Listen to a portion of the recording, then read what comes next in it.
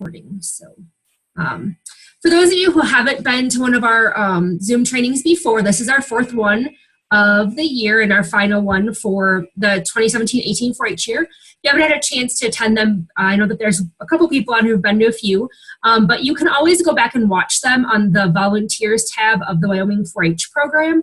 So our first one was on creating belonging in your club and project meetings. The second one was on opportunities in 4-H throughout Wyoming. Our third one was on how to make your project meetings fun. I forget what that was. And this one is on keeping records, everybody's favorite subject in the world, right? So I just want to kind of give you an outline of the things that we're going to work on today, or that we're going to talk about today. Let's work. So hopefully our goal today is to give you a better understanding of the competition and then how record books fit into that model or the other things that we do within the 4-H program. We're going to look at the Wyoming portfolios. I don't claim to be an expert on those, but I think we can just kind of highlight some things and give you ways to help you do the portfolios or things that you can help your kids work on those portfolios. That's what the third one is, to help you know what you can do to assist our young people. And then we're going to spend a little bit of time on the charter renewal process. I know that a lot of you may not be club leaders and have to do charter renewal, but as volunteers, we can definitely help to make that experience easier for our for the 4-H members and the 4-H club leaders that we work with. So look for that too. All right, so we're going to get started first with the 4-H recognition model. I don't know if anyone's ever seen the recognition model, but this is what it looks like. In 4-H, we have 5 different types of recognition that we can encourage young people to get involved with. The first one is participation. We'll go through these a little bit. Progress towards a set of goals that they set, overall cooperation, looking towards a standard of excellence, and the one we're probably all really familiar with in the 4-H program is that peer competition. That would be that judging, competing, getting first, second, third, that kind of thing. So that's what we're going to talk about first, because it's probably the least part of the 4-H record book process. So peer competition happens at a concrete time and place. A great example of peer competition is Showcase Showdown, meats judging, wool judging, livestock judging, those kind of things. A best team or individual is going to win and someone's going to lose, and we give out ribbons in first, second, third, fourth. This would be different than the fair ribbons you're giving out that are like blue, red, white, that kind of thing. This can be highly motivating for some youth, but also can be not highly motivating for others. So I think it's important for us to remember that also. I'm just going to go through and mute a few of you here just to make sure that we don't hear your background noise.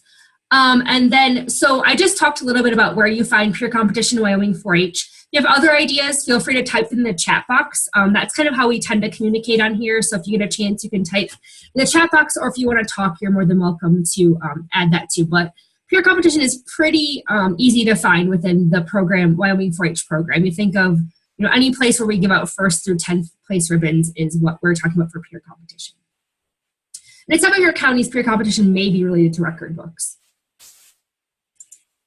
So the second one, or portfolios, sorry, I think she called them portfolios. The second one is participation, and that one is super easy. I currently do foster care, and I think that for me, I really understand the importance of participation because of the kids that live in my house. They've never ever gotten anything. They've never got a certificate. They've never gotten even a participation ribbon. So recognizing kids who may not be the ones who always achieve is super important. And so this is just recognizing kids for any experience that they have.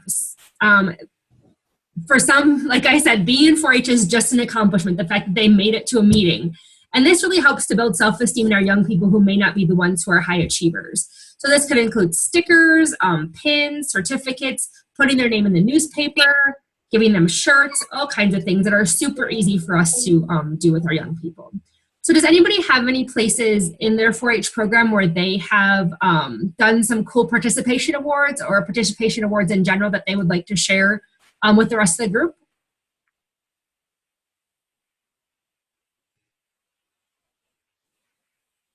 So I'll just let you know, like I'm wearing my Showcase Showdown shirt today. So that's one great example of ways that we do participation is we give out shirts for a lot of the events that we do. Hopefully some of our counties or our clubs are giving out certificates for kids being there, or you have club shirts that make them feel welcome. So just easy things you can do just to say, yep, they're part of our program and we appreciate the fact that they're active and enrolling. Then there's another one, progress towards a set of goals. So this is where you as a volunteer help your young people set some goals and then work to achieve them. And we'll talk a little bit about goal setting a little bit later. There's also the biggest thing is a lot of times we work really hard to set some goals at the beginning of the year, but then we never revisit them.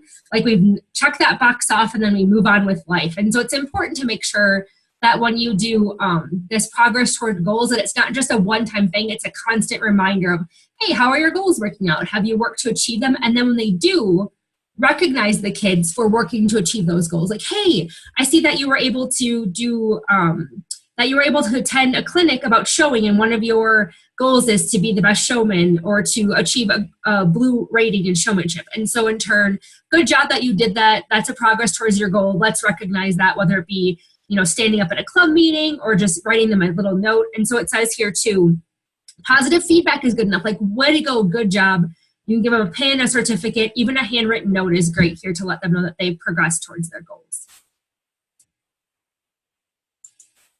The next one is achieving standards of excellence. So this one, it would be very similar, kind of the where did you see this in Wyoming 4-H? This would be what we do at FAIR. So the young people come in, they do an interview, they talk to a judge, and then the judge evaluates them, not against other kids, hopefully, but towards a standard of what is best practice for that project area. So they're working towards some type of standard. And so there could be everybody getting a blue, everybody getting a red, or everybody getting a white. There's no actual ranking of an individual person. And this is what kind of our portfolio system is, because they can get a gold. You can give the whole world golds if you want to. That's probably not what's happening, but that could happen. And often the standards are written down like a rubric or something to let them know how they're doing. We just rewrote the Fashion Review rubric, and that's coming out online here pretty soon. And so that's another great example of a standard toward excellence. Everybody can achieve and get 100% if they want to. Then cooperation is probably the easiest one to find in the 4-H program. People working together. We do this a lot with our clubs and project groups. It lets them kind of work together to explore solutions so they're not just honed in on that one thing. And if you look at the way that our schools work currently, or if you're in college or if you're in a business, a lot of things we do are cooperative-based learning now. It's kind of the new thing, or maybe it has been the thing for a while. So it really helps our 4-H members prepare for real life. So this may be committee work, club work, team of officers, those kind of things. So now we're going to actually get down and talk about how this fits into the portfolio system and what that looks like, and how you as a leader can help young people, or giving you an understanding of what that portfolio looks like and how you can help young people achieve within that portfolio. So why do we do the portfolio? We get asked this all the time by parents, and I'm guessing you've had kids ask you, why do I have to do this? So one, record keeping is a great life skill. If you've ever seen the life skill wheel, which we'll look at a little bit later, record keeping is definitely on there. All of us can attest to the fact that we keep records every day. We have to pay bills, we have to keep track of our calendar, our schedule, know what happened throughout the year. So it's something that you're going to use the rest of your life. That may be a hard sell to an 8-year-old, but I think it's something that we need to start them with, even if it is a hard sell. This other one is kind of a hard sell too, but portfolios can be used to complete your future applications. Scholarships, job applications, if you want to join National Honor Society, if you can look back and find out what you were doing from the time you were 8 to the time you were 18, it's going to be a lot easier to organize those things and know when they were happening, and good awards that you got or things that were going on, community service. If it's all right there, written together, and you can just put it there and keep it until you need it for that purpose. For me, and I was talking to a colleague across the hall, for us it serves as a great reminder of our positive 4-H experience. If you were a 4-H'er, you probably have a portfolio record book, something sitting around your house, and how many of you have gone back and saw the pictures and were like, oh my goodness, I can't believe I looked like that as a kid, or well, that's my friend so-and-so, I wonder what she's up to now. So long term, this is once again a hard sell. It really serves as an awesome reminder of the things that you're able to do in the 4-H program. And if you ask some kids who are seniors in 4-H now who were younger kids, I bet you they can tell you the same thing, looking back and seeing what their experience in 4-H was like from the time they were 8 to the time they were 18. It also allows for those competitions that we talked about. You can participation for sure. Some peer competition depending on how you evaluate record books in your county. Achieving standards of excellence. We have the honors club, so that kind of works there. And then progress towards set goals. Part of it is setting goals within the 4-H program, so we could definitely work to achieve them. And then we'll talk a little about what that Honor Club membership looks like in every county and hopefully where it will go at some point in time, because hopefully that at some point becomes an exciting reason to want to complete your portfolio. So let's look at the sections of the portfolio, and hopefully you've all had a chance to help kids with the portfolio or have done one yourself or help kids do one. I will let you know that I am not, and I didn't grow up in the Wyoming 4-H system, so portfolios were completely new to me. We used record books where I came from. So it was really interesting for me to kind of help figure this out, and it'll definitely give you a perspective from the very basic, because that's where my knowledge base comes from. So in section 1, it's pretty straightforward. It's very project based. So this is going to be based on if you're in the beef project or the photography project or the cooking foods project. This is where you're going to put a project record sheet for the projects they're involved in. It concludes goals. So they have to set 2 goals for what they want to learn. There's a project plan, which is how they're going to work to achieve the goals that they've set. The project summary, the specific things that they did throughout the year. Income and expenses, how much money they took in or spent, what they learned throughout the year related to their project goals specifically, and then a summary of all the exhibits they took, which could include not just going to the fair, but doing a demonstration, doing a talk at a different, like a Rotary Club or a Lions Club, or maybe a club achievement night if they wanted to put that in there too. So anywhere where they're showing the things that were the end result of the work that they were doing. So goal setting is the most important thing, and how this happens is you have to sit down and talk with the kids about what that looks like. So there is a website here that references an Iowa State handout. This is available on our website too. I linked to it, which basically talks about how to put goals together. And what it says is listed below, that goals need to be specific. They need to meet the needs and interests of our young people. They should talk about what they want to learn, achievable and attainable in a reasonable time frame, and they should show progress. So that handout that's referenced there, you can click on it on your own, or you can copy and paste that, but that'll help you to really work with your young people to set goals. So most goals are 3-part. There's an action, how you're going to meet your goal, a result, what you're going to do, and a timetable of when you're going to do it. And the 3-part actually make up the project plan portion of the portfolio. So if you're working to set goals with your young people, you're already going to have that first part of your portfolio project section done and the second part of it done. So some takeaways about goal setting is spend some time with your kids at the first and second meeting setting their goals, and then spend some time with youth at every meeting renewing goals and figuring out how they're progressing towards them. So maybe start the meeting off with, hey, everybody pull out your goals from your notebook, or did anybody remember their goal? Did anybody work this month to try to achieve them, or what are the things you did? And then doing that recognition to help them. Nicer than 24 goals. So funny. And I'll give you some hints at the end of how to help the rest of the stuff happen, but it kind of was a accumulation. We're going to do the same thing for everything. So on the second section is a super easy section. It's the awards and recognition section. So it's going to include annual achievement. So what rating did you get on your record book the year before, the year before, the year before? So that's a really easy section. You're just going to write green 2017, silver 2016, whatever it is. So that part's easy. Just keeping track of that and having your record book from the year before is going to allow you to do that pretty easily. The second part is the awards and recognition. And there's a debate here at the state office about what that includes. So I don't think it's rocket science. So if we don't do it correctly, I don't think anybody's going to say you did this wrong. But according to our guide sheet, these are awards that are not related to your project. So those awards should go in your project section. I know that some counties encourage you to put all your awards here. Whatever your county wants is fine. I just think that as long as it's written somewhere in your portfolio, you have captured it. That's what's important. So this could be if you got a trip scholarship to go to CWF or Washington, or to LWF, Leadership Washington Focus. Maybe even at your county, you got a scholarship to go to Showcase Showdown. Those kind of things. If you got an award as an officer, you got a participation certificate, anything that you got throughout the year that's not specifically project related would go in this section. If you're not currently giving out awards at your club, think about how you could help kids to complete this section. So could you give out some participation awards at your club for kids who do demonstrations? Give them a certificate. Thank you for participating in a demonstration contest at our club, and they could use that certificate as one of their awards. Can you give them an award in their progress towards their goals, achievement of standards, cooperation? So it'd be a great way to be able to add some sections, because maybe currently your county doesn't have a lot of awards, or your kids aren't maybe that to the level of being able to achieve those awards, and they're not achieving state awards. So let's provide some opportunities in our clubs and our project areas to give those kids some types of awards that they can put in this section. So that's one way as volunteers we can really help to amp up this section.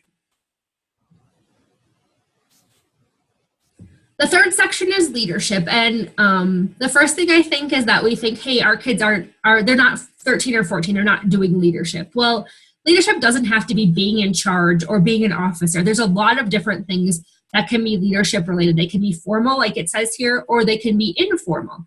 So holding an office, serving on a committee, being a committee chair, those are things we all think of as leadership. But is there other things? There is. So if they organize something, maybe they were in charge of getting all the snacks there one meeting, or maybe they were in charge of setting up the meeting room, or they may be in charge of helping to another kid learn about what it's like to show poultry. Maybe they just met with a friend and said, this is how you show poultry. That right there is leadership. So as a project volunteer, it's important for us to look for ways to engage members in leadership and then help them understand that the things that they're doing every day are leadership. It doesn't have to be this big production where they actually planned a huge event. It could just be, planning to bring something to the meeting that's needed. So anything that shows them that they're being part of a group, especially for our 8, 9, 10, 11-year-olds, can definitely be considered leadership. So think of ways to help them really recognize that leadership isn't being the president, vice president. That is leadership, but it's not the only leadership that our kids are doing. The fourth section, also another pretty easy section, is community service. It's not club or county specific, so anything community service related can go here. You can do it as an individual. Maybe you went and worked at the local food pantry. You were the only kid that showed up, but you are going because they invited 4-H to come help, or you volunteered because you're a 4-H member. You said, hey, I'm going to come help for the Lucky Clovers 4-H club. Is that okay? But you're the only one that was there. You could still write that down. And community service doesn't have to be done at the county or club level. It can also be project specific. So maybe your sewing group is going to help tie blankets or sew blankets for the local hospital to give out to babies that are born. Maybe your crochet group's going to help to crochet some hats for cancer patients. Whatever that is, it's a great way to really engage your project in helping others. And it's an easy way for us to use a smaller group of people to do community service. So as a, once again, parent volunteer, project volunteer, whatever your role is in 4-H, look for ways to incorporate community service into your 4-H project meetings. And if you were with us last month when we talked about project engagement, a lot of times you can search on the web, and we're working on Wyoming to make these too, is for every project, they have a list of community service ideas that you can do related to the project. So all of our small animal projects, you could do nursing home, taking your animals to the nursing home, you can do petting zoos, you can help clean up the Humane Society. There's lots of things that we can engage our young people in at the project level. And if anybody has any ideas they want to share, feel free to type them in the chat box. I'll be sure to read them and let people know about them. The last section, or the fifth section, there's actually more than this, is 4-H participation. This is everything else that you do in 4-H. So there's a club section where there's no list to choose from. So you just write every club activity you do. There's a county section. Once again, you write every county activity you do. And there's a state and national section where you can check boxes and add additional things. So one thing I would suggest, this could be kind of daunting for people who are newer in the program, but I think it's a great idea to share good examples from your club of this section. So if you're a club leader, or if you're a parent or project leader, you can request this from your club leader. So if you know what the kid the year before did, you're going to have a lot better list of things to actually work from. I also think it's a great recruitment and retention tool. So if at the beginning of the year you hand out this, or towards the beginning of the year you hand this out, people be like, oh, I didn't know our club did this last year. I didn't know they did. I want to make sure I get involved with that county activity. So it could really help to form a perspective for people of the things that are being offered at the county level, which I think we always don't think about, because those of us who've been doing 4-H for a while just get in this rut where we're like, oh yeah, everybody knows about this stuff, but they don't. And so as a county educator, you could ask them to put it in your newsletter, maybe a good example, or post it on a website, which I know a lot of counties have that, but it's a great way to get a list of what happened the year before to help engage our newer people to make sure that they know what's going on in the program and can complete this section much easier. The sixth section is the 4-H story, and for me and many people, this is the section that makes people go crazy. because it's a lot of writing, a lot of generating ideas. The other stuff is just writing lists of the stuff you did. For this one, you have to make up a few more things. So if you don't have a high level experience in schools or writing stories, this one is a real struggle for kids in general, for parents, everybody. So as a project volunteer, club volunteer, think about making some of the questions that are part of the 4-H story part of your everyday meeting. So asking kids, what did they enjoy most about their experience today? Having those follow-up questions can really help kids to engage in that learning experience. What went well in today's experience, or this week, what went well for your 4-H project? What did you learn today? What problems did you encounter today? And then have students keep these ideas in a notebook, or I have a sheet I'm going to show you in a section that can help them.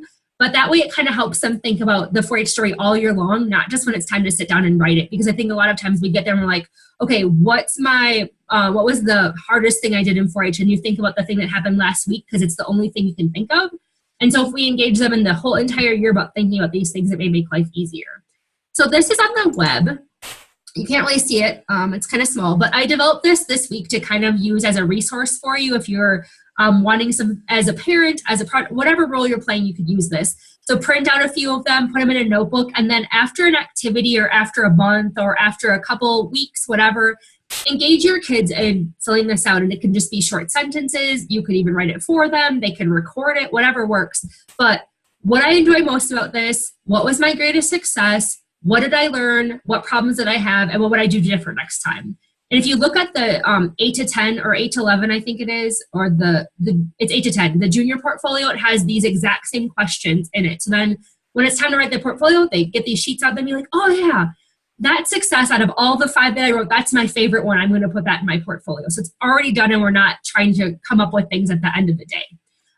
For the older kids, they have to write an actual paragraph story. But the questions they're supposed to reflect upon to write that story are very similar to these questions, so they can do the exact same thing. So I think it really helps kids to keep track of that all year long, not just at the end when we're trying to scramble to get our portfolios done.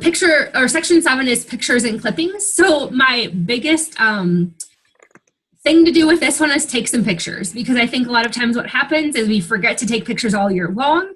And then it's time to do our portfolios and we scramble to take 10 pictures of things that are around our house that we can do. So take pictures. That's, key number 1. Second, maybe assign a parent or a member, if you have a photographer, to be the meeting or the event photographer and have them dump all their pictures into a Google Drive that your whole club can access, or a group Facebook page. That way you're not the only one having to come up with pictures at the end of the year. And then, like I said, elect a historian or photographer, purchase a cheaper, pretty nice camera. You can get them for under $50 that you can keep for the club, and then that can be their job the entire year. It also gives them another leadership experience, so kudos there. Have a photo sharing day among your club members. Everybody brings their digital files or their actual photos in, and then you can say, oh yeah, my kid's in that picture, my kid's in this picture, and then you have some extra photos. And use social media to find your photos. Mary Louise in Albany County takes 1 million pictures of children. So if you're friends with her on Facebook, you could probably find a picture of your kid, even if from another county, because she's taking them at State Fair, she's taking them at Showcase Showdown, all the events she's taken pictures. So looking at social media to get those is a great way for you to be able to get them, because they don't have to be high quality photos. You can definitely get them from social media without a problem. And the other one is diversify your photos. You have the opportunity, I think, to put like 16 or 12 photos on. Don't make them all of your livestock project. Don't make them all of you showing your steer. If you're showing your steer and that's maybe the only thing that you really do, then do one of showing your steer, one of feeding, one of getting ready, one when you bought it, one at weigh-in. Really make it a total overall year experience. One of you at your club meeting. Don't just focus on the things that happen at fair or the things that happen at Showcase Showdown. You really want to show as much of your 4-H experience as you can, not just that one part of it that you love the most or the one event that you remember the most. So there's a couple of questions in the chat box that I'm going to address. How can I get the page of questions for section 6? It's posted on our website. So if you type in Wyoming 4-H volunteers, it's one of the things that's posted on our website, along with the link to the Iowa goal setting page. So those are all on the website, so you can get them from there. If you can't find them, just let me know and we can help you. What do you suggest for kids that have a multiple projects and there's a limit of 2 pages? Once again, I think it's the diversity. I don't think you need to put pictures of your project. I think I put pictures of you doing the experience, because that's way more important than the picture of the end result. So it also shows learning, and I think that's what the goal of the portfolio is to do, is to show learning. So just do your best to diversify as many different kinds of pictures as you can. And I don't think you need to worry about making sure you have a picture of every single project. Some counties may think that's really important. But for me, when I'm going to look at a portfolio, I'm going to make sure that there's a diversity within the pictures that they're showing, that it's not all their steer, that it's really just their overall 4-H experience, which is really what this entire thing is about. And then on your own, you can keep your pictures that you want to for safekeeping. Maybe create a scrapbook that you can enter in the fair, or something that you can do to show other people too. So there's that option. The A section is the other organization involvement, and you're probably saying, why do we care? And honestly, for me, I don't know that this section is that important as far as caring, but I think this is where, when I talked at the beginning about the importance of this working to serve as a great way to write your resume, your different applications, seeing what you did over the years, this is where that's included. So sometimes we forget that we were in track when we were in 3rd grade because it happened so long ago, but that may be important in something that we're filling out later. So this is where we just need to record those things so we have a idea of the other things that we did within our lifespan. So this includes a section on just plain participation in events, leadership in the different events you did, community service, and awards that you got. And it's really cool too, because it allows you to see maybe where your 4-H experience led you. So maybe you started out doing poultry in the 4-H program, and then by the time you were older, you were a part of the Wyoming Poultry Association, and you wrote that kind of stuff in there. So it's also a way for us to show how you built your skill sets within the 4-H program.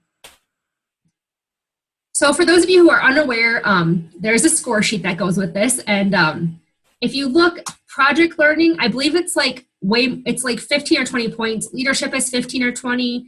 Community service is that many. 4-H participation and the 4-H story. Those are all worth 15 points or more. If you look at the photos, other involvement, and awards, those 3 sections combined are worth 15 points. They're 5 points each. So if you have struggle with your kid, or you just don't have time, or something happens, it's really important to see where the importance is laid. We're really interested in what your project learning is, what your leadership is, your community service, your 4-H participation, and your 4-H story. In the long run, if you don't have photos, they're really cool to look at back on. If you don't have other involvement, if you don't have time to record all your awards, that part is not worth as much as the other sections are. So as you think about that, the important things are those things that really show us that you've grown and learned in the 4-H experience. And I think that's the thing that helps young people really reflect well on how much 4-H is actually teaching them throughout their time in the 4-H program. So then I just want to share some ideas, because this is the part where I think we get really frustrated, because we get to the end of our year and we've forgotten to do anything, and then we scramble to get the portfolios done. So one of the things you can do is create either a 3-ring binder, or even a notebook where you put some tabs and some sections in where you have different things, and then you have your kids record those things once a week, once a month, every time they have 4-H, whatever works easiest for your family. So have them write a section of goals, and then as they work to achieve those goals, have them write little notes down in that section. Have a section where they write all the events, meetings, and activities that they've done in 4-H for that week, year, whatever. Have a place where they can put their expenses and their income. Maybe it's taping receipts down or writing them. It's probably easiest to tape receipts, because then they have them, they don't have to worry about them. Learning, they can tape a picture of the life skill wheel, which I'll show you in a second there, and then they could write things that they learned. So if they need to generate some ideas about learning, that one's kind of a harder section. You can put that there.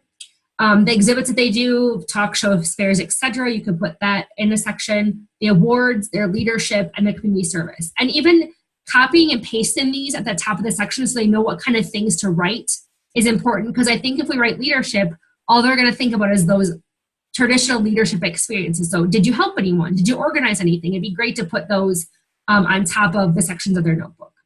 And maybe you're thinking, hey, a notebook doesn't work for me. That's a terrible idea. That's fine. So another idea might be a calendar.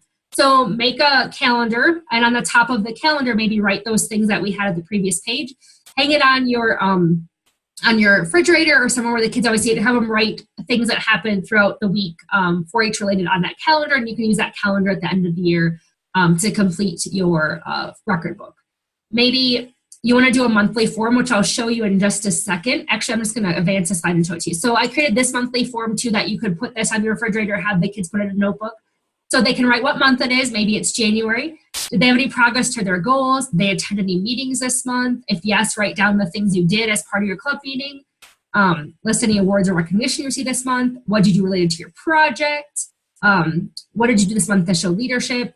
What did you do with 4-H club, county, state, or national that is it already included above? And what non-4-H things did you do? So you could use this to help kind of have them fill that out monthly. So once again, we're not at the end of the year trying to scramble to remember what we did. And this also is available on the website. So coming back, another thing you can do is you can do an accordion file system. So if you've seen those ones that you use for, a lot of people use them for their accounting procedures at the end of the year. They're kind of old school before we got QuickBooks. But they have the months listed or they have alphabetically listed. I would use the month one. When they get like a picture or agenda from a club meeting, just shove it in that month, maybe write some notes on it, and then you have it all done at the end of the year to be able to get. And you can even do that with those monthly forms or those other forms and put them all in one place using that accordion system by month, or maybe you do by project area or by section of the portfolio that you're putting it in. Once again, use that event form that we just showed you a little earlier to help develop your 4-H story. And if you are a tech person, I've been asking around to find out what kind of things people are using with their cell phones. So I think that's a really easy thing we always have with us. So Google Keep is a cool app you can use, and it allows you to store pictures, notes, calendars, that kind of thing, all in one place.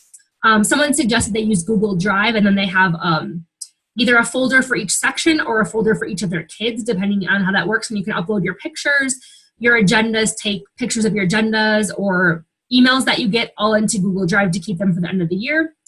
Someone said in California, they're actually using Google Classroom, which allows you to create a classroom as a club. And then your club can stuff things in there, so you're able to share among your club members the things that are happening. So if you forgot something or don't have a picture or an agenda that in turn, maybe someone in your club does. Trello is an app that one of my friends suggested using, explaining what we were doing. It also is kind of like Google Keep, where it allows you to keep pictures and notes and things all in one place. And then one of my coworkers, his family has their own Facebook group that's called 4-H Record Books for the Despain family. And so whenever they're out and about, they take a picture, they upload the picture to the Facebook group. So both everybody with the cell phone has everybody in the family with a cell phone has access to the group. And so they can take pictures of agendas or notes or whatever, and they just load it all up into the Google Facebook group, which most of us have access to if you're on Facebook. And that's a great way to keep track of that without having to worry. Then you can, start a new year, and then you can just make sure you look back from that year every year. Does anyone else have any ideas for helping to keep your records? A box works, throw everything in a box. It's maybe not as organized as you want it to be, but that might work too. So just some ideas to really help you with that part, because I think that's the part that we all struggle with, is that throughout the year, keeping up with that record book stuff.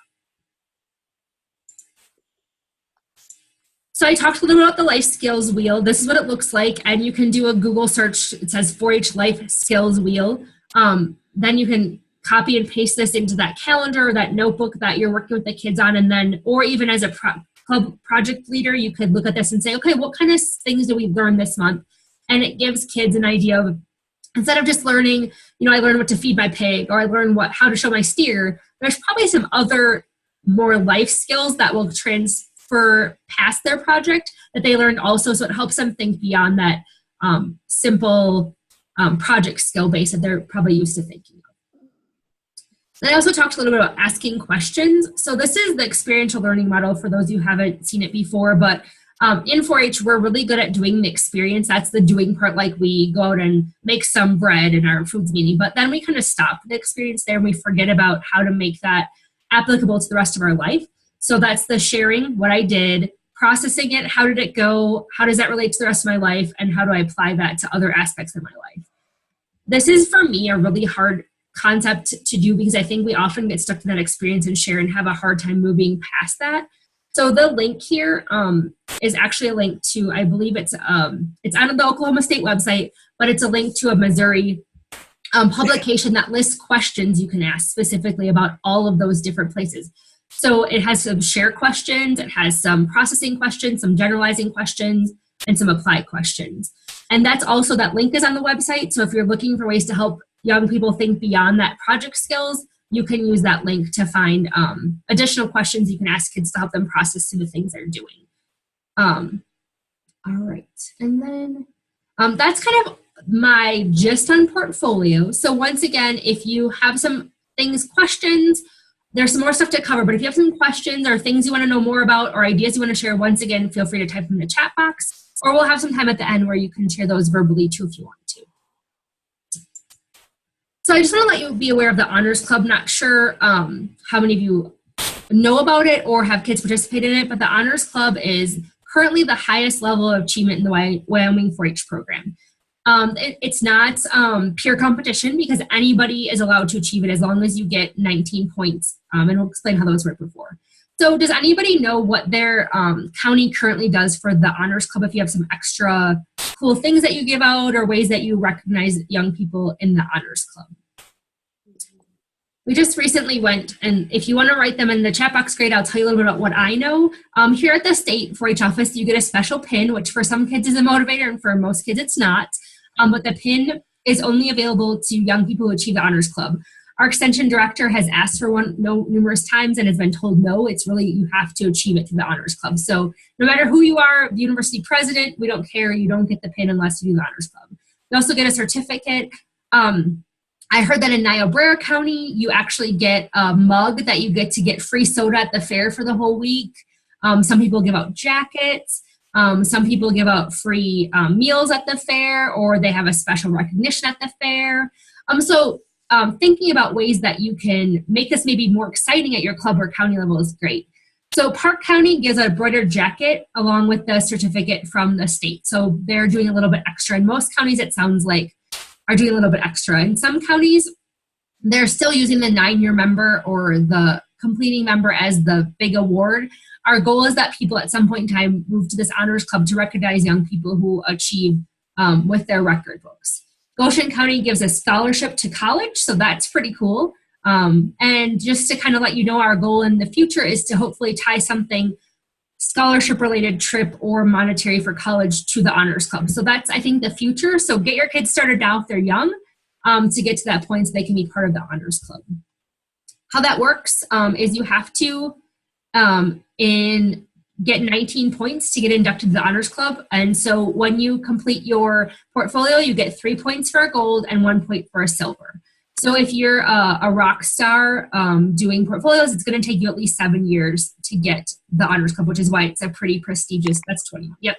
A pretty prestigious thing to have to get is that you really have to kind of work towards that throughout the year. And Goshen County just said they're probably going to implement the soda. They said pop at fair because that's a pretty cool idea. So I thought it was a pretty neat idea too and something super easy to do.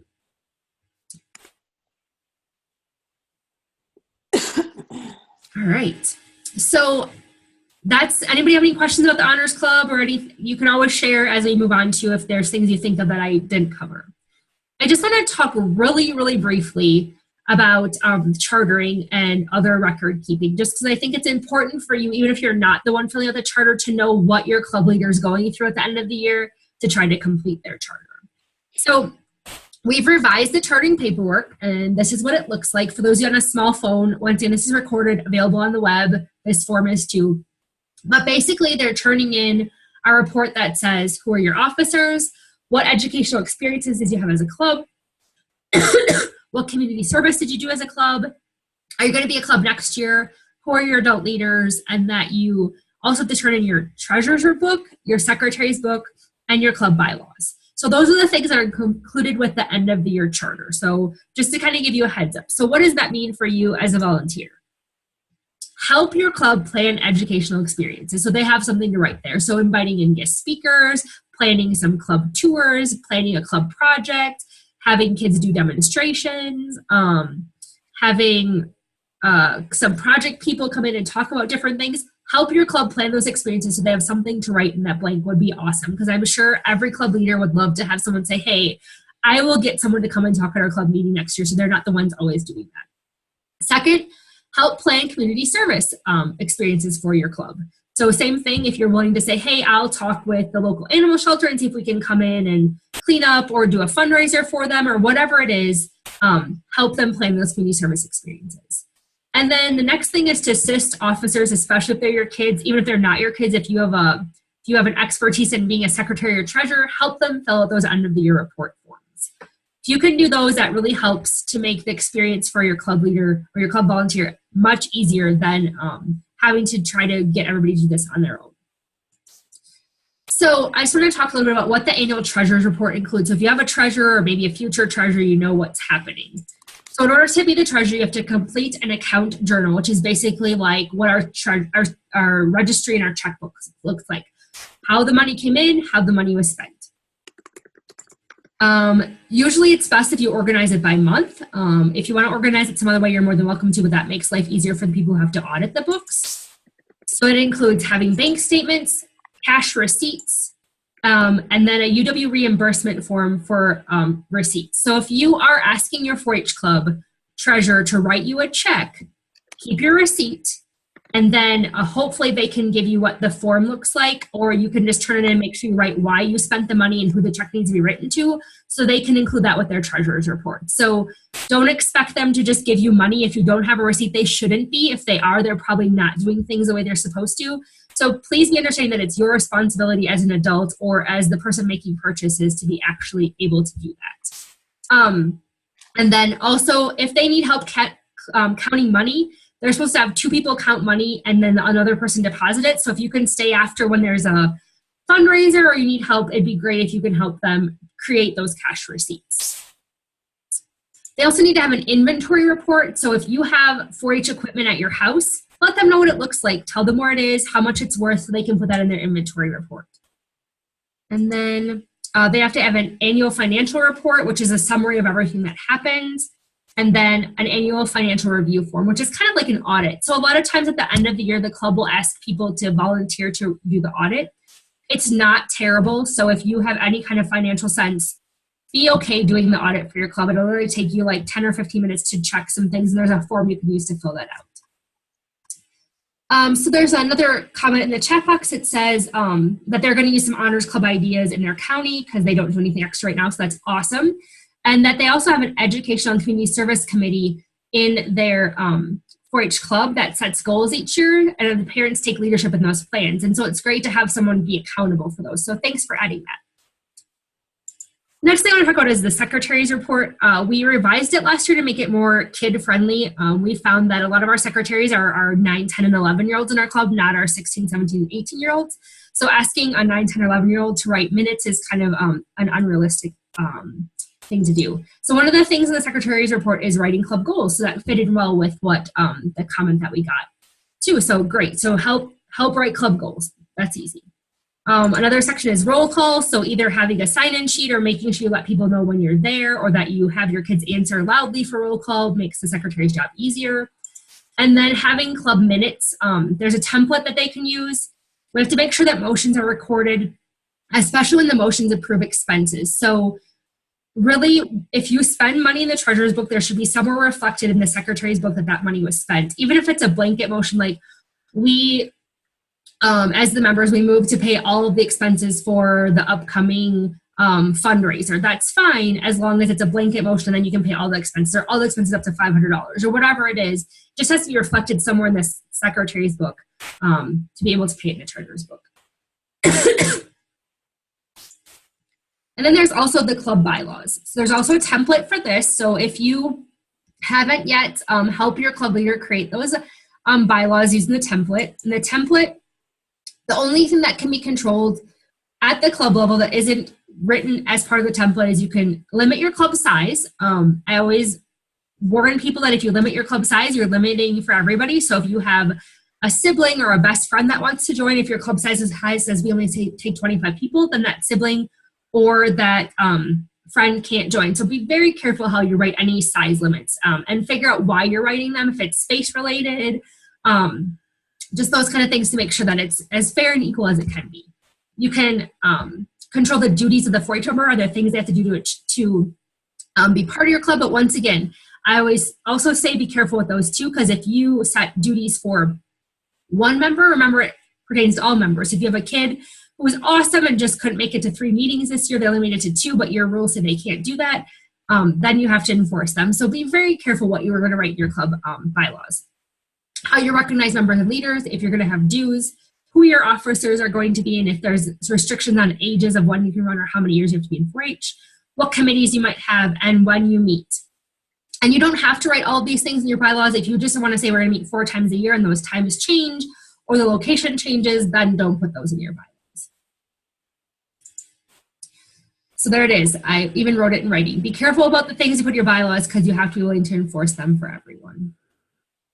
So that is the end of the presentation about record keeping. There's a lot going on in record keeping, so I just kind of scratched the surface. Once again, if you have questions, you can always send me an email or let me know you have questions, or we can talk about them now.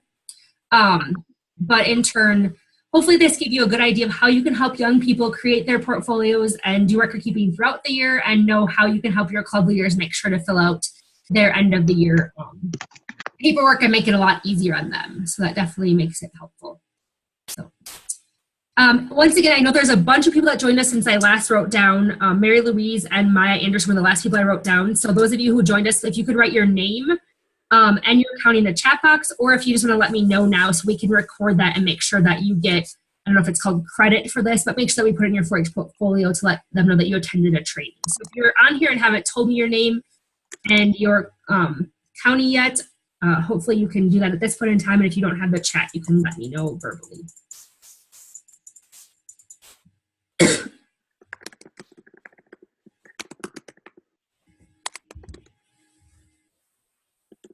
Debbie, go ahead and talk. You raised your hand. That's pretty cool. I've never seen that happen before.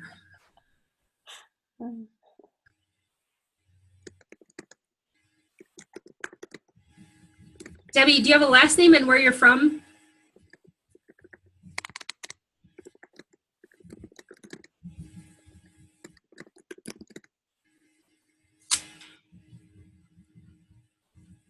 Megan, are you getting all these for me too? Yes, ma'am. Okay, great.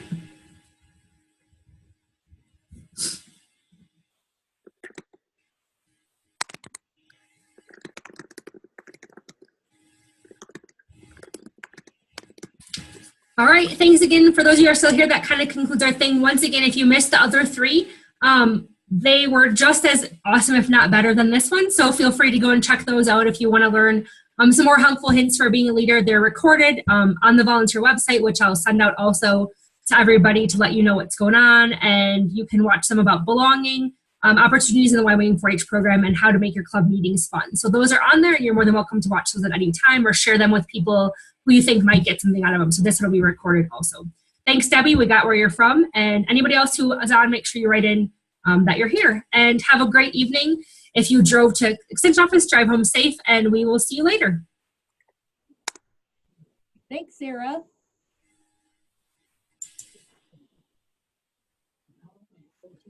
Hey, Sarah. Yes, I saw your question. Do you want me to address it? Yeah, well, yes, because Maya's sitting here, so please. Okay. So Mary Louise asked the question, how do you incorporate some of these ideas without making your club meeting too long? I think one of the things you can do is either have them be a pre-meeting worksheet or a post-meeting worksheet that you could actually end the meeting and let them go if they needed to. Or also just having the tools available that they could do them at home is also completely okay. So I don't think it's necessarily something that has to be done at the meeting. The other thing is think about the important parts of your meeting so that you, in turn, are covering the things that are most important. So I have some helpful hints. We can maybe do a workshop on this next year on making your club meeting shorter. They're maybe not the best idea, but one of them is if you have a big club, don't do roll call out loud. Have them say a sign-in sheet. We like to have kids talk, but in the end, if you're going to be able to cover some more important things, then having kids say here, then do a sign-in sheet, because literally there are other ways for your kids to have the opportunity to speak in front of somebody and come up with ideas. And you can even have a sign-in sheet that has a question so they can answer that question. Maybe instead of saying, hey, we're going to do recreation, what do you want to do? Which is the 4-H way. My suggestion is have a committee that comes up the week before with 3 ideas. Like we can either go bowling, we can go to the pool, or we can go mini golfing. And then you present those ideas, and instead of kids spending 20 minutes generating the idea, you present the ideas to them and then they can vote on the things that they want to do best. Or you can say, hey, we have $500. Here are 3 ideas on how we could spend our money. Do you have any other ideas? And then you vote. I found that a lot of times you say, all right, what are we going to spend our money on? And you get these blank stares from your 8, 9, and 10-year-olds, and maybe you have a 13-year-old who will tell you, and maybe a 16-year-old that knows. I think the key with how to do that is really to think about what's the important part of your meeting that your young people are going to get the most out of, and it's that learning experience, and it's the recreation and social aspect. It's not the business meeting.